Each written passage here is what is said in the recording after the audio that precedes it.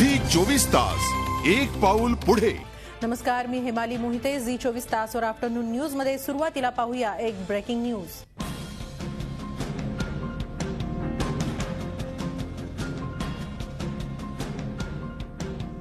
IPL spot fixing प्रकरणी Chennai super किंग्सचा CEO आणि बीसीसीआय अध्यक्ष एन श्रीनिवासन यांचा जावई गुरुनाथ मय्यप्पन कोडाईकनालहून मदुराईकडे रवाना झालाय।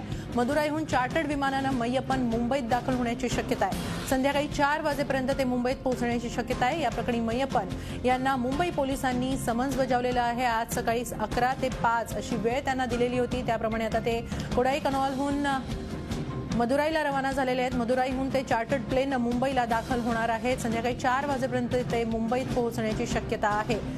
दरम्यान मुंबई पोलिसांनी त्यांना सोमवारपर्यंतची मुदत वाढवून देण्यास नकार दिला होता।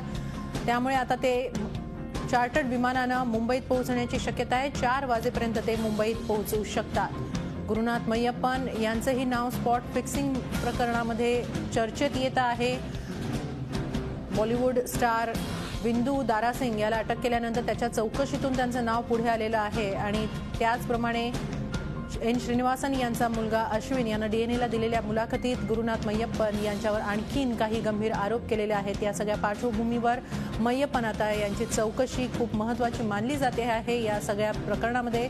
दरम्यान आयपीएल स्पॉट फिक्सिंग प्रकरणामध्ये रोज नवनवे खुलासे होत आहेत। आज संध्याकाळी 4 वाजेपर्यंत मुंबईत मय्यप्पन यांना पोहोचावंच लागेल, कारण 5 वाजता त्यांची मुदत संपणार आहे। मुंबई पोलिसांनी त्यांना ही 5 वाजल्यापर्यंतची मुदत दिली होती आजची हजर राहण्यासाठी। त्या प्रकारचे समन्स त्यांना बजावण्यात आले होते। दरम्यान त्यांच्याकडून सोमवारपर्यंतची मुदतवाढ मागण्यात आली होती, मात्र मुंबई पोलिसांनी अशा प्रकारची कोणतीही मुदतवाढ द्यायला नकार दिला होता।